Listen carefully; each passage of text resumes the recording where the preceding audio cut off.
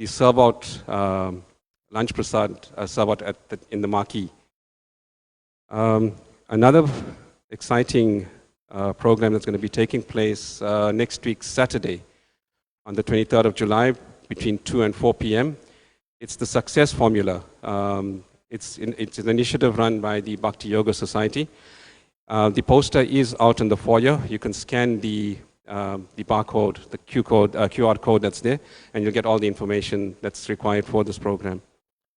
Devotees, another initiative that's been run by the ISKCON Education Ministry of South Africa and the Mayapur Institute is the certified online course that's going to be held free of charge from the 25th from the 2nd of August onwards. The cutoff date for registering is on the 25th of July.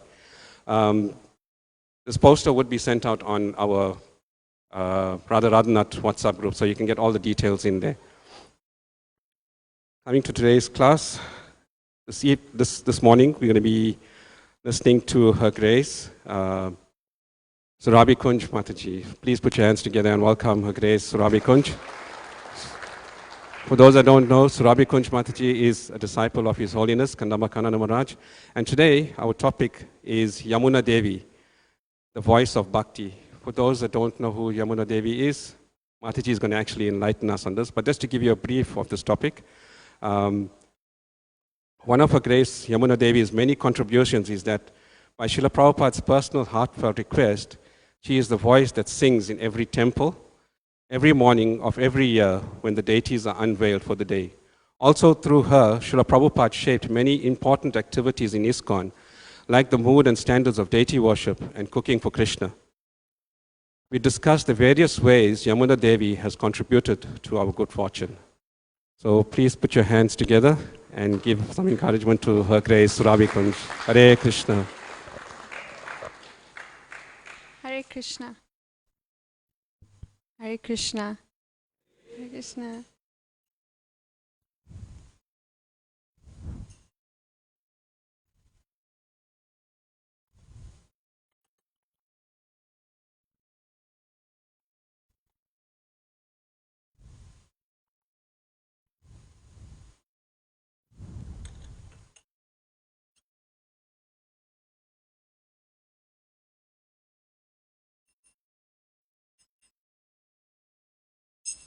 Jaya Radha Madhava Kunja Bihari. Jaya Radha.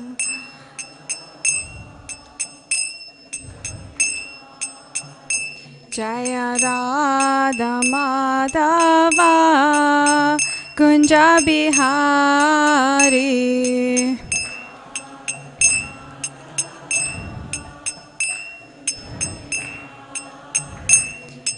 Gopi Jana Vallabha Girivardhari. Gopi Jana Vallabha Girivardhari.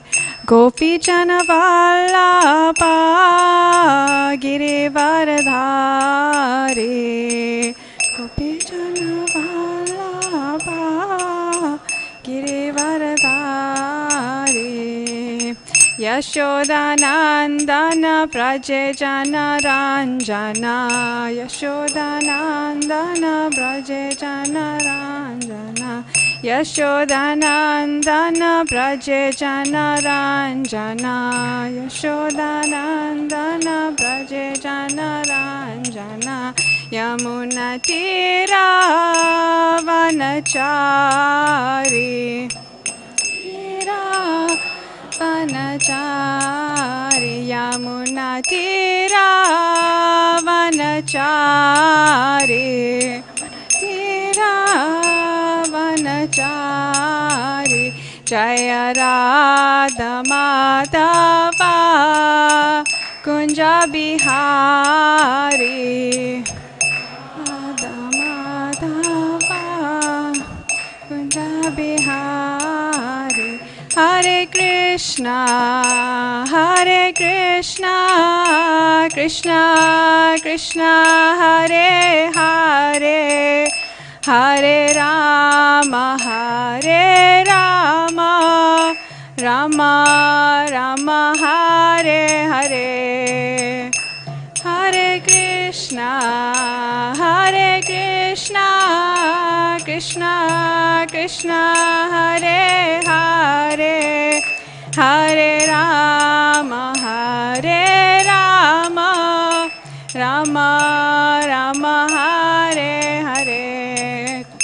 Hare Krishna, Hare Krishna, Krishna Krishna, Hare Hare. Hare Rama, Hare Rama, Rama Rama, Hare Hare. Hare Krishna, Hare Krishna, Krishna Krishna, Hare Hare. Hare Rama, Hare Rama, Rama Rama, Hare Hare. Hare Krishna, Hare Krishna, Krishna Krishna, Hare Hare. Hare Rama, Hare Rama, Rama Rama, Hare Hare.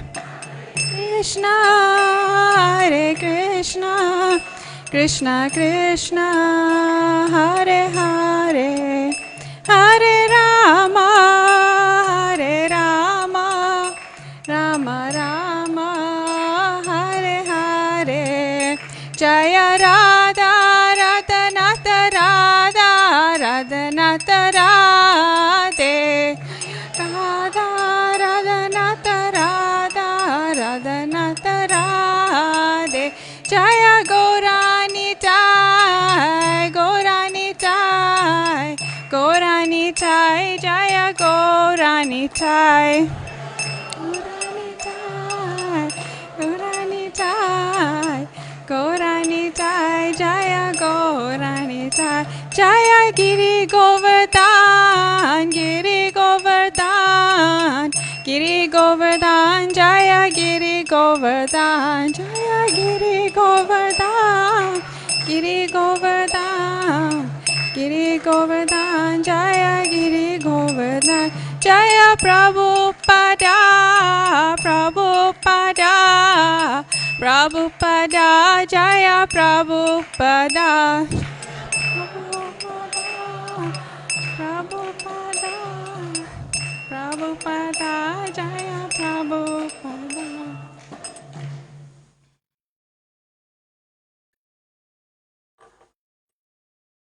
Om Jnana-timirandasya Gyananjana Shalakaya Chakshur-unmilitam Yena Tasmai Shri Gurave Namaha. Nama Om Vishnupadaya Krishna Prasthaya Bhutale Srimati Bhaktivedanta Swamini Namine. Namaste Saraswati Devi Gauravani Pracharine Nirvishesha Sunyavadi Pasatyadishitarine. Jai Shri Krishna Chaitanya Prabhu Nityananda Shri Advaita Gadadhara Shivasari Gaura Bhaktivinoda. Hare Krishna, Krishna Krishna, Hare Hare, Hare Rama, Rama Rama, Hare Hare. So thank you all for coming to this class on the glories of Yamuna Devi. I have to say that I actually am embarrassed that I didn't really delve into the glories and pastimes of Yamuna Devi before being asked to give this class. And so therefore, please forgive me for my shortcomings and for speaking, even though I know that so many here know more about Yamuna Devi than I do. But also, please give me your blessings to say something of value. And I feel like I'm doing this mostly for my own purification, and it's been the best to read about Yamuna Devi and learn more and more about her. The glories of Yamuna Devi are unfathomable. Just like as the glories of Krishna and the glories of Srila Prabhupada are unlimited. So there's no way to speak about Yamuna Devi without speaking about Srila Prabhupada and Krishna, who is so dear to her. And therefore her glories are also unlimited. So I'm just going to speak about a few qualities of hers that I've been meditating on and learning about. So there's a book on Yamuna Devi. There's a book on Yamuna Devi called Unalloyed, A Life of Devotion. And it's the perfect title for this book because the meaning of unalloyed, as Radhanath Swami said, is love is pure, untainted by any trace of egoism or selfishness. The realm of consciousness where every thought, word, and deed is an offering for the pleasure of one's beloved. This is the story of Yamuna Devi's life. It's the perfect way to describe her because every fiber of her being was purely dedicated to the service of Guru and Krishna. There was no selfishness at all. There was nothing in it for herself. Radhanath Swami spoke about how at the end of her life, when she was at Bhaktivedanta Hospital, she wrote to him. She would call him and say, and this is what Radhanath Swami remembers. Yamuna would call me regularly from the Bhaktivedanta Hospital and say, I am leaving this place. She was still in critical condition. I said, why are you leaving this place? She said, because too many people are serving me. I don't like to be served. I like to do things myself. But if you leave, you will die. Better to die than to accept so much service. This was her nature. I said, don't you understand? Please understand. They see Srila Prabhupada in you more than they have ever seen him before in anyone. By your accepting their service, you are connecting them with Srila Prabhupada. You are doing the greatest service to them. She said, really? I said, definitely. You can ask anyone. So she said, all right then. Then to serve them, I will stay. So this was her nature. And we know Yamuna Devi as being one of Srila Prabhupada's closest and most dear disciples because of this unalloyed nature of hers to just serve and not think of anything for herself. Mother Kulangana from the Bhaktivedanta Manor, I don't know if anyone remembers those famous Bhaktivedanta Manor Mangal sweets that Mother Kulangana made. And they're very creatively done, very beautiful. She also remembers Yamuna Devi very fondly. She says that Yamuna Devi was non-envious, very selfless, always glorifying devotees and putting them forward and keeping herself in the background. And something very interesting she said was that Yamuna Devi treated everyone as a person. So there was no trace of impersonalism in her. She was always very personal, very caring, and always inquiring about devotees, whoever she spoke to, and would genuinely be interested. She was always deeply attentive to everyone and every service, and was very present in the moment with the devotees, and she never criticized devotees. She was a perfectionist in all of her services. Every service for Yamuna Devi was a deep meditation for her. It wasn't like the way, at least for me, the way I see service to get a task done and then move on to the next task. For Yamuna Devi, she was deeply absorbed in every single service she did. So her whole day, 24 hours, was just one state of absorption to the next. And she was expert in all fine arts. We know, in terms of cooking, we know Yamuna Devi for her very famous cookbook, Lord Krishna's Cuisine, The Art of Indian Vegetarian Cooking, which actually won multiple awards, including the International Association of Culinary Professionals Cookbook of the Year. So this is an award-winning cookbook in the secular world, not in just devotional circles. So everyone could recognize the importance of this book and the value of this book. And she also served as Srila Prabhupada's personal cook for 8 years. But the story of how she learned cooking is so interesting. It was from the first day when she came to the temple, she was engaged in cooking. So many of you may know the story of how she came, but her sister, Janaki, was getting married to Mukunda. And she didn't know anything about what they were doing. She just knew there was a wedding happening and they were coming to and they were going to get married, and a Swami was performing the ceremony. So she came to attend the wedding, and Srila Prabhupada asked, who else is coming from the family? Because in Indian culture, it's it's customary for the whole family to make a very big deal about a wedding. And she said, she's the only one coming. So then he said, oh, now, can you help me cook?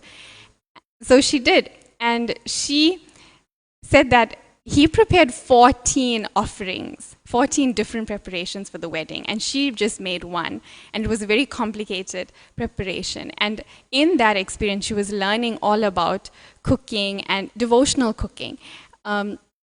She kept, wiping her face, or wanting to drink water, or wanting to have a cigarette, because that's what they used to do back then. And Srila Prabhupada would just say, wash your hands after each one. So he was training her already that cooking, one has to be very clean in cooking. Cooking is not for us to taste first, it's to offer to Krishna, and only the best for Krishna. So she learned all of this in that first experience. And then, fast forward a few years, and cooking became one of her most important services. Vishaka Devi, the president of Bhaktivedanta Manor, and the very famous devotee who made the Hare Krishna movie, so we all know Vishaka Devi. She recalls about Yamuna Devi. Cooking was her constant meditation. She would shop for, clean, and cut the boga, pick out foreign particles from the dals, rice, and spices, soak and marinate, make chaunces and fresh pastes, and consistently clean the utensils, kitchen, and eating areas. The loving intensity of her absorption was a wonder to behold.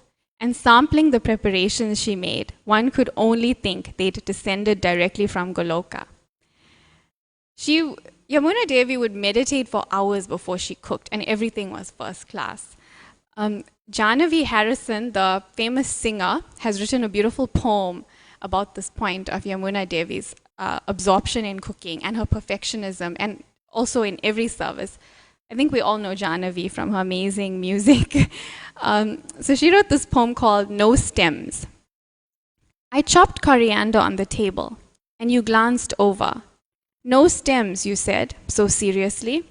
I wondered if you meant it. You did. No stems, you repeated. So I dutifully picked every fragrant leaf off the bunch. Today and ever since, I do the same, and with the familiar scent, your face and voice appear. I pick in the hope of one day living in your world. No stems, only the finest for your dearmost. To some it is pedantic, over fastidious. Just chop 'em up and throw 'em in, cries the world. But I cry for this. No stems, for hours spent in selfless service, for showers in ice water on winter mornings, for ridicule endured, for perfectly drawn lines, for soft, subtle, sweet, silent love. No stems for your beloved, as cried the gopis. The stones of Vraja will bruise his lotus feet. You pick leaf after leaf, a subtle alchemy, transformation at the greatest depth. So Janavi Harrison, we know that she spent a lot of time with Yamuna Devi in her life, and she has many, many beautiful memories and stories of their interactions. And this was a poem she wrote based on what she had observed and experienced from Yamuna Devi. And Yamuna Devi had a fine sensory perception, which she learned from Srila Prabhupada, who could also always know exactly how a preparation was made and how to perfect preparations. There's one pastime where Yamuna Devi wanted to make a Vrajbasi chapati for Srila Prabhupada, and she asked the locals, how do you make it? And they told her to get a specific wheat, and it has to be milled manually and cooked on a specific neem wood. And she actually did all of this and made it for Srila Prabhupada. And she writes in her journal the response. With the first bite of the chapati, he noted, "You have done everything right. It is Pishi Lahore wheat, milled yesterday, and the neem wood gives it a special distinctive flavor. One thing though, it should cook for 1 or 2 seconds more on the griddle. Then it will be perfect." I was stunned by his perceptive critique. As in all things, Srila Prabhupada was truly a connoisseur of foods, wanting us to learn how to prepare and offer the best of everything for Krishna. So Srila Prabhupada could tell everything about this preparation without being told anything by her. And that also trained her in being better and better as a cook, because Srila Prabhupada always just wanted the best. Another service that she's very famous for is her beautiful singing, her angelic voice. We all know her from the Govindam track that's played at the greetings of all the deities all over the world. And the story behind that is that they had Yamuna Devi and the 6 devotees in London had recorded an album with George Harrison once they started a temple there. And Srila Prabhupada wanted to hear the track, but some devotees felt like it's a woman singing, so maybe Srila Prabhupada shouldn't hear this track. So they were saying, no, but we can't play it, and there's nothing to play it on. And Srila Prabhupada said, just use the sound system. And it was a few minutes before the deities were meant to be greeted, the doors were meant to open. So they started playing it, and as soon as Srila Prabhupada heard it, his eyes just filled with tears, and tears just poured from his eyes because of the purity in Yamuna Devi's voice. And that's when he ordered that this track should be played to greet the deities all over the world. For us, greetings is defined by the song. We only know greetings to be Govindam playing. I can't imagine what it was like before the track came out to greet the deities. That's how significant this song is. And it was her purity that attracted Srila Prabhupada. George Harrison actually wanted to make her a celebrity because of her voice, and he could see her talent, but she declined. She wanted to only use all of her skills and all of her talents for the service of Krishna. We also know that she's expert in deity worship. Yamuna Devi is meticulous in every service, and because of this, Srila Prabhupada ordered her to learn deity worship from the temples in India, particularly the Radha Raman temple and other temples in India, because he wanted to establish a temple in Vrindavan, and she was meant to lead the deity worship, and therefore he wanted the standards to be the highest class. So Yamuna Devi was the first Western woman to even live in Vrindavan. Then she was the first Western woman to be allowed into all of these temples and deity kitchens and all of these pujari departments for these temples in India. And she made extensive notes, which actually became her book, The Study of Seva Puja, which just recently came out. I really want to get my hands on that. So she made extensive notes, and she also was instrumental in acquiring the deities that we worship in Vrindavan now, Radha Shyam Sundar, and she actually went to get the molds to see the small deities, and she was not happy with any of them. She went back and forth so many times, and eventually she was happy with 2. So one set is worshipped as Radha Shyam Sundar, the Utsav deities in Vrindavan, and one set is became her personal deities, who she lovingly named Radha Pan Bihari. And there's some memories from London. So in London, because there were only 6 of them initially that opened up the temple, it was very small, and then as people started coming in, she was the only Brahmin initiated pujari there.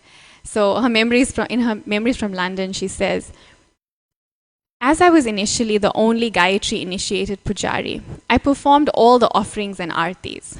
All of the new brahmacharinis and I stayed in a tiny room, and we slept very little. They were such wonderful company. In fact, the whole family of devotees was exceptional. We all had so much affection and appreciation for each other, as well as a genuine desire to serve. It was a happy time. We felt empowered by Srila Prabhupada that we could do anything.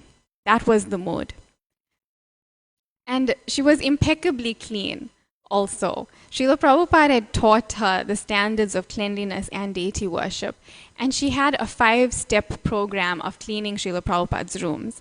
She didn't see the difference between the Guru and Krishna, so she maintained the same standards that she would when worshipping the deity and cleaning the altar as she did in cleaning Srila Prabhupada's rooms, because she had that understanding that they're equal.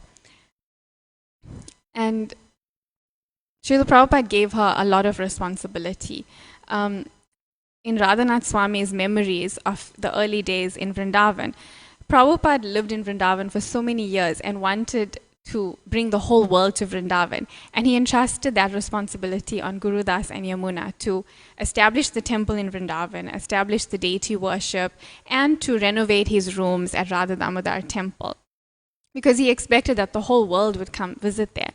And Radhanath Swami remembers that all he heard Yamuna Devi and her husband Guru Das speak about is what will please Srila Prabhupada.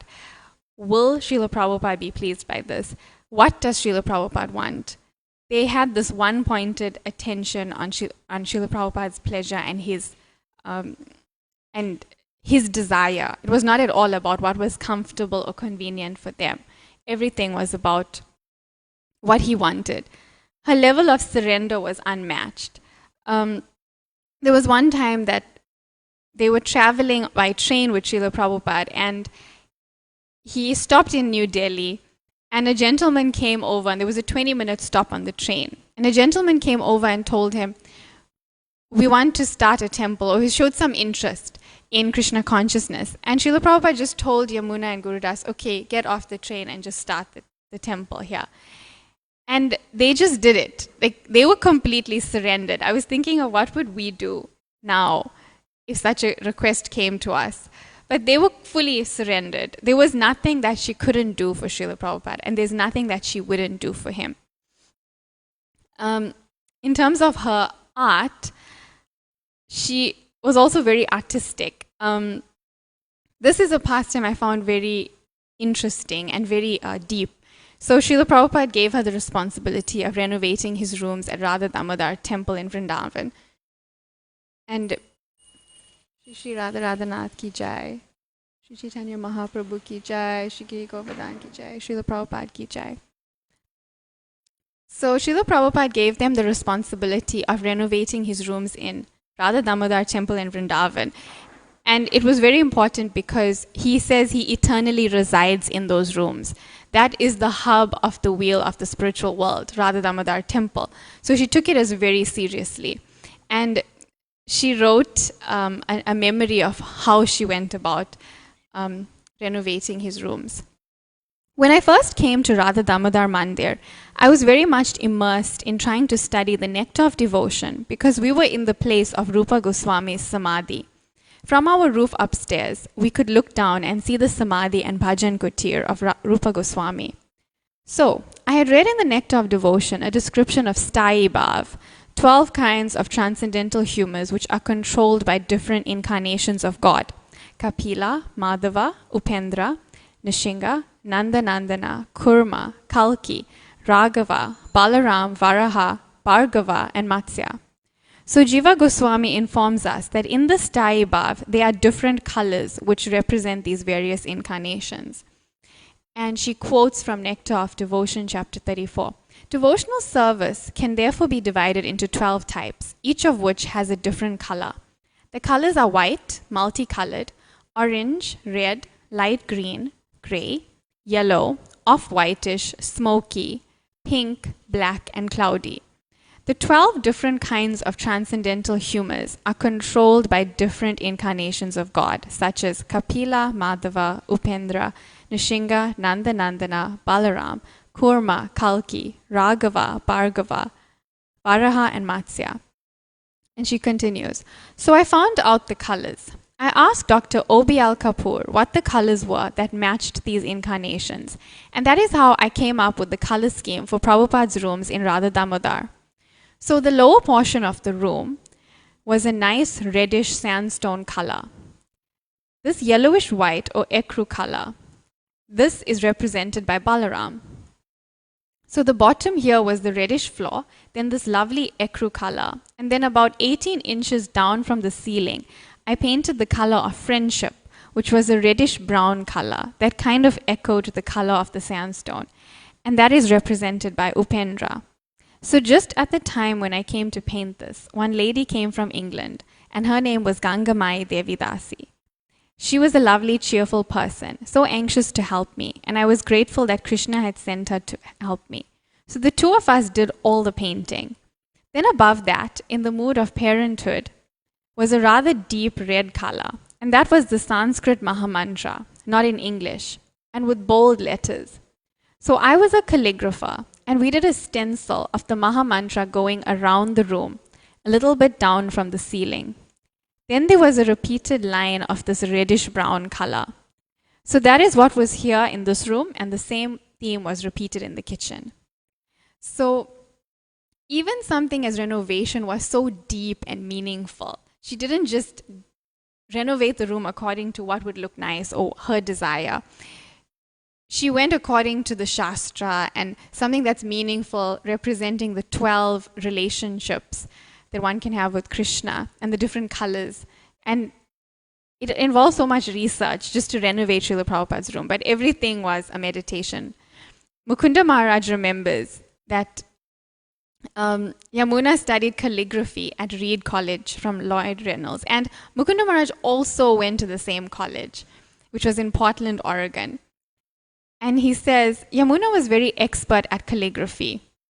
One of the things she did, among a number of things, was to calligraph the first Bhakti Shastri examination certificates. So in London in 1969, Srila Prabhupada gave them all the first Bhakti Shastri exam, which was 10 essay questions.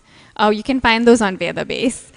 And they all, Mukunda Maharaj says they all passed the exam. So they all were very happy to receive these beautiful certificates.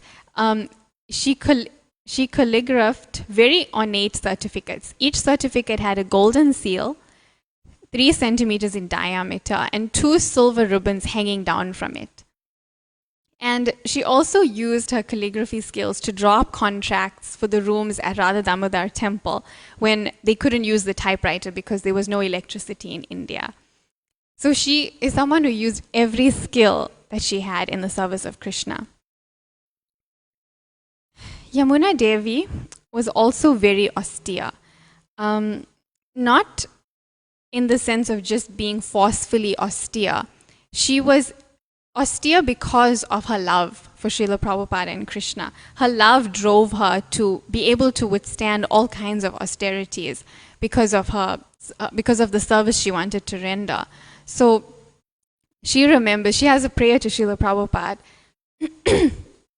I remember at the Ardha Kumbha Mela in Allahabad, when some of your disciples felt it was too difficult to rise early, take bath, and attend the morning program with you. Seeing this, you encouraged us by personally going outside in the dark of night at 3 a.m. to bathe in unheated water and in near freezing weather, despite your age and dwindling health. Then, wrapped head to toe in wool, you sat with us outside in the wet pre-dawn cold for a full 3-hour morning program without fail. In this connection, I pray that this vision of you always remain framed in my heart to give me strength against austerities. So that was in Kumbh Mela. It was always very austere there with the cold and bathing in freezing water. And in Vrindavan, when she was living there, it was the opposite. It was intense heat. It was 125 degrees Fahrenheit, which is 52 degrees Celsius. So Yamuna Devi used to bucket bath in her room. So at Radha Damodar temple, she just had a small room for herself. And she was the only woman there, so she stayed alone. And in India, all the rooms have a slight slope and a drain just in the room. So the idea is that you can just wash yourself, wash anything, wash the floor, and just swoosh the water into the drain. So she did that, and she was bathing in this room from a bucket. And then, but in the heat, all she could do was just wet a cloth and just lay it over her when she slept. And then trying to sleep, she would pray. If she couldn't fall asleep, she would pray, please let me not be affected by the heat. And in 10 minutes, that cloth would be dry. So she'd have to wake up, put it in water again, and put the cloth over her again. And she said in this way, that's how she managed to get 5 or 6 hours of sleep, but constantly being interrupted. And that's how intense the heat was, that she couldn't even sleep. And she used to wake up at 1:30 a.m. In a lot of the places in India. She used to wake up at 1:30 so that she could be with Srila Prabhupada in the morning hours and chant japa while he translates his work, because the rest of the day she's so busy with service. So all of these austerities she did out of love and out of desire to be close to Srila Prabhupada. And there was no electricity. There was no electricity in Radha Damodar and no fans. Srila Prabhupada told her, Yamuna, in Vrindavan you must become fireproof. Sometimes the heat is unbearable there. You have already lived in London and become waterproof. So much rain is there. You must become both fireproof and waterproof. Then you can live anywhere and not be bothered. So, and she did that. She did exactly what Srila Prabhupada wanted. At Guru Das's, her husband's sannyas initiation, Srila Prabhupada said, his wife is also great devotee. You know Yamuna. So now Yamuna has taken a very nice path. She has also become sannyasini. Although there is no sannyasini for women, but she has voluntarily taken. She is doing very nice. Therefore, I advised her husband that you also take sannyas, because wife's affection is very, very tight knot. And later when Srila Prabhupada spoke to George Harrison, he said, referring to Yamuna, he said, his wife is also sannyasi, renounced. Have you seen her lately? She has cut hair and white dress, living alone in the temple. Vairagya Vidya Nija Bhakti Yoga. This Bhakti Yoga means Vairagya Vidya, means detachment. That is the perfection of life. If we remain attached, that is conditional. Maya has made so many things attractive so that we have to remain attached. And to come out of this attachment is called bhakti. It is very special. It's a very unique situation that Yamuna Devi accepted. She also had a very, very sweet relationship with Srila Prabhupada that we know of because we've heard little memories here and there. One pastime I found very, very sweet was when she was sick from exerting herself so much in service that she was lying in a passageway and in the ladies' ashram, and Srila Prabhupada came to look for her. And when he saw her, she offered her obeisances and she said, I'm always thinking of you. And he said, and I am always thinking of you. And then he said, this place is not right for you to recover in. You need a better facility. And then he went and made an arrangement for her to have a better facility to recover, because he reciprocated with her devotion. Yamuna Devi was always very close to Srila Prabhupada, like physically and spiritually, because she made no distinction between men and women. She always felt like there was nothing that could stop her from serving Srila Prabhupada. She was always very close, walked very close to him, sat right in front. And then at one time in Allahabad, of course the standards in India are very different. So sannyasi told her that basically she couldn't sit in the front. She should sit in the back where all the other ladies were sitting. So she did that the next time. And then Srila Prabhupada asked her, what happened? Do you not want to hear from me anymore? And she burst into tears because she loved hearing from Srila Prabhupada. And she told him what had happened with the sannyasi. And then he said, yes, that is the etiquette. And Yamuna recalls, at that moment, I paused, already lamenting and feeling his separation. Somehow knowing that this physical intimacy I had freely shared would now have to be curtailed in India. So I spontaneously said, Srila Prabhupada, how many times were you with your Guru Maharaj? Without a pause, he said, since I met him, I have never been away from him, not for 1 second. But I was not satisfied and wanted more. So I said with some force, but how many times were you actually with him physically? Srila Prabhupada said, very few, maybe 5 or 6 times. But they were intimate to me. He used to walk and talk with me so many intimate things. Then he said, many of my godbrothers were big sannyasis and thought that associating with the spiritual master personally was most important. But in some cases, they were no better than mosquitoes on the lap of a king. And what is the business of a mosquito? It is simply to suck blood. So don't think that the only way to associate with the spiritual master is by his physical association. You try to hear. For me, this was a monumental, life-changing moment. Up until then, I couldn't conceive of being separated from Prabhupada.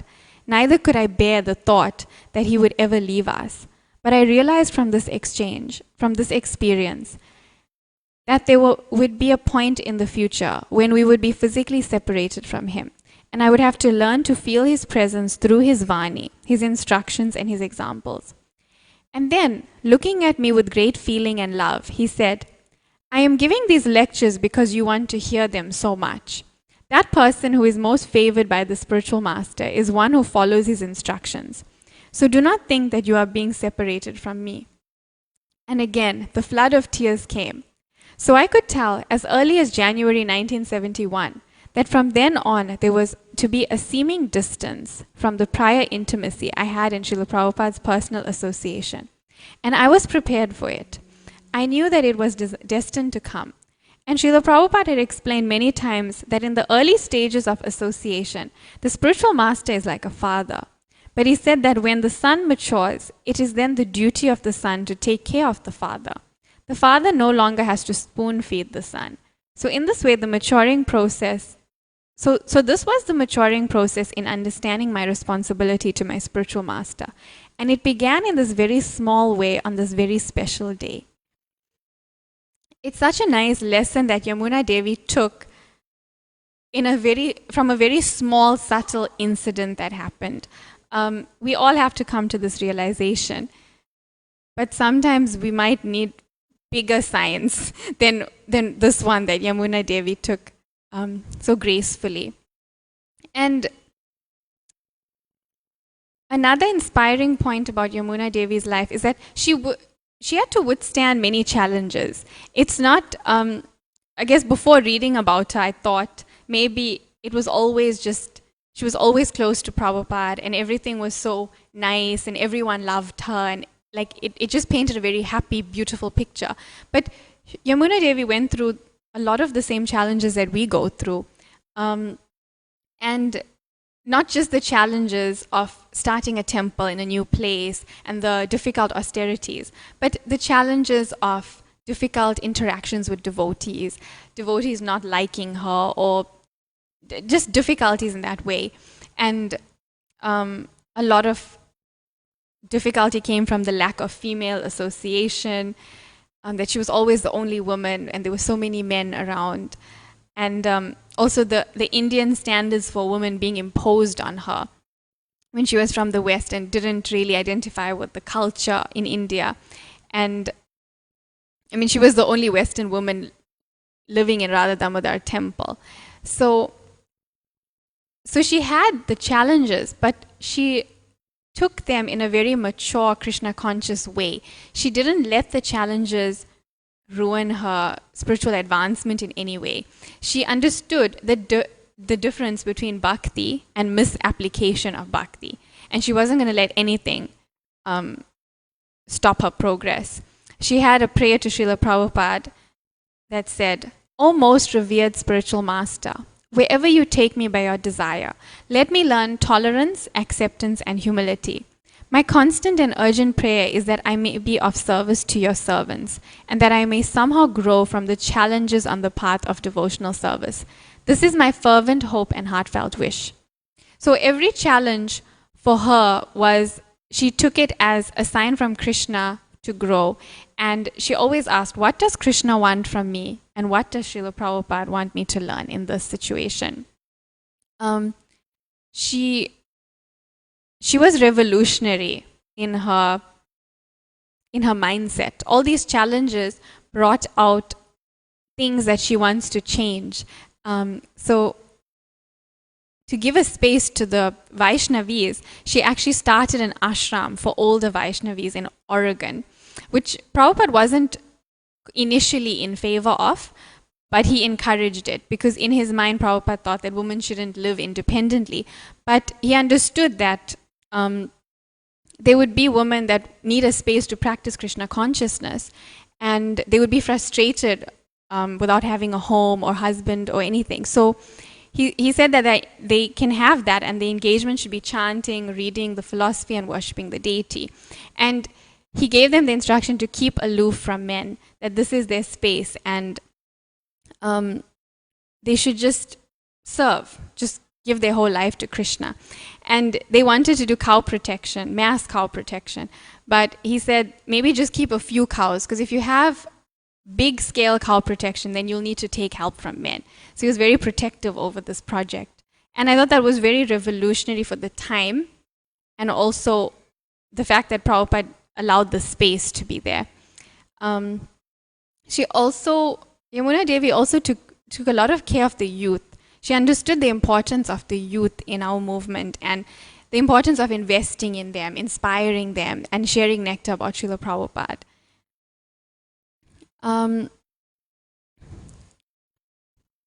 Yamuna Devi perfectly understood Vani and Vapu.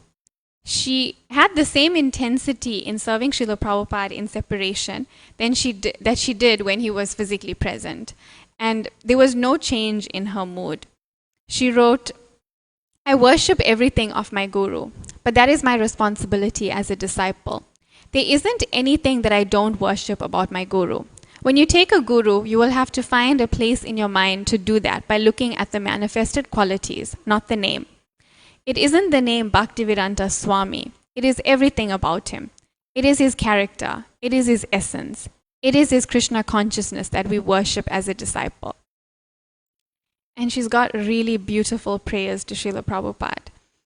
I pray that one day in the future I may see you face to face again. This vision may be many lifetimes in front of me, but I do not see any other goal worth achieving, however slow or difficult or impossible this task may seem from my fallen position. There is nothing else more appealing. Please bless me with the perseverance to continue on the path to meet you. Another prayer. I am but a small spark in the great conflagration of Harinam Sankirtan under the direction of Srila Prabhupada, yet I feel fulfilled, encouraged and nourished. Wherever Srila Prabhupada takes me on the next leg of the tour, or wherever he drops me off into unknown destinations, I have full faith in his protection. Though I lack full surrender, as I lament when I am away from his association. My dear Lord, I feel the only cure for my disease is if you give me the ability to feel the presence of Srila Prabhupada at all times in all places. It is asking a lot and I am unworthy, yet I brazenly pray for such a gift. Please forgive me. So that was her understanding of Vani and Vapu coming through in these prayers. And everyone who knows her and knew her personally said that she lived every day as if Prabhupada was with her, because she never felt separated from him. I'll end with a prayer that she wrote, which got translated into Bengali. I think it's like now a Bengali bhajan, so she wrote the English. So I'm just going to read the English. Thousands, millions of souls are wandering this world for millions of births. Some fortunate ones attain the treasure of devotion, which is like a beautiful blooming vine, by the mercy of Guru and Krishna. O my eternal spiritual master, I beg this mercy. May I be in constant remembrance of the dawning of love for the divine couple's lotus feet. Singing their names, glories, pastimes, and glorifying their devotees, may I forget this world. I beg the mercy of attaining your feet. I pray to sit in the groves of Braja, hearing and chanting, singing the Maha Mantra in great love. By your mercy, the seed of the Bhakti Lata will then sprout. Hypocrisy, envy, lust, anger, greed, and the false devotee ego. By Nam Sankirtan, may I sever and discard all these weeds of Maya. Then, in Vrindavan, in the glow of beloved Radha Damodar's beauty, I will catch that wistful glance, and my heart will be consumed with all joy. O my spiritual master, you are truly a pure devotee. Mercifully, you gave us the secrets of Radha's service to Krishna. In Sridham Navadvip, may I drink of the flood of devotion. Giving up arrogance and ignorance, I will sing of your place in my heart forever. So that's a nice prayer for all of us to meditate on. That was written by Yamuna Devi. And I'll end here. And I actually want to ask if anyone has any contributions, because I know so many devotees here would have read about Yamuna Devi and would maybe want to share a pastime that struck them.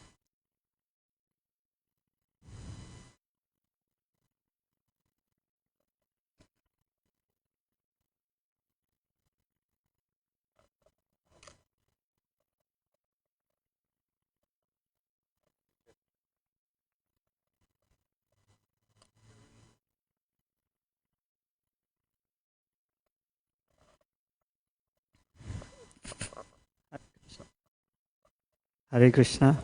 Mm. Thank you very much, Surabhi, for bringing us into the mood and service of Yamuna Devi. It was really inspiring to hear. I remember when reading her book also, that it was a little sad sometimes to see, how many challenges she had. But really seeing how wonderfully she overcame those challenges and how Krishna conscious she was. I mean, the thing that really touched me was how she was so sold out to Prabhupada. And we find that with many of Prabhupada's disciples, but she was exceptional also. She was just totally sold out to Prabhupada. And she had no other desire to do anything. And that's really, really touched us. And being such an early disciple of Prabhupada, she just, when she was told these things by sannyasis who came much later than her, right? Those sannyasis definitely joined much after her. So she was much more senior than her. But still, she kind of accepted it and she didn't make a fuss about it. It's quite amazing because those early devotees of Prabhupada had such close association with him. And as the movement changed and evolved, and they had to play different roles, they just kind of accepted it, which was very amazing. They didn't kind of fight for their position again. They understood what was happening, and this shows how surrendered they were. But really, she was such an exceptional devotee. And I was wondering if you remembered how long she took to create that cookbook. Do you remember anything about that? I don't know, actually. I didn't come across that in my very brief research that I did. I think No. it took like over a few decades, from what I Wow. remember. She started working over many decades. I can't remember how long, but it was decades of service to create that book that we now have. But I don't remember the exact number.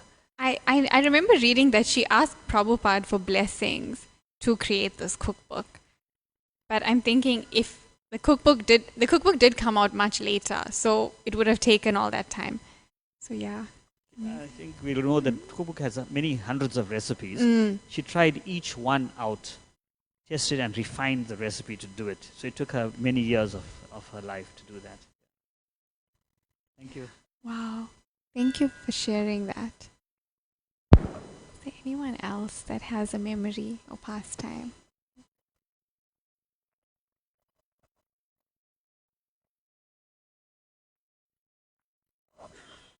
Hare Krishna. Hare Krishna. Thank you, Surabhi Kun. That was a beautiful class, well researched. I admire you for that. Something struck me a lot of Yamuna Devi. I probably not sure whether I read it or I heard it in a lecture or something, and it struck me right up until this day. She was very attached to Prabhupada, like we all knew, and everything of Prabhupada was like a gem to her. I think on one of Prabhupada's morning walk, as they were walking, and I think there was a stone in Prabhupada's shoes accidentally. So it was very difficult to walk, and then he stopped to get the stone off his shoe. And she knelt down, and he held his shoulder, he took off that shoe, took out stone from the shoe. And somehow secretly she kept that piece of stone so safe. I wonder if we could do something like that. It's just a thought that got me, and I was just thinking of that little thing when you was discussing Yamuna Devi's life. Thank you so much. Hare Krishna. Wow, thanks for sharing that pastime. Yeah. Anyone else? Or we can. Anyone else would like to share something about Yamuna Devi or class that has been presented today?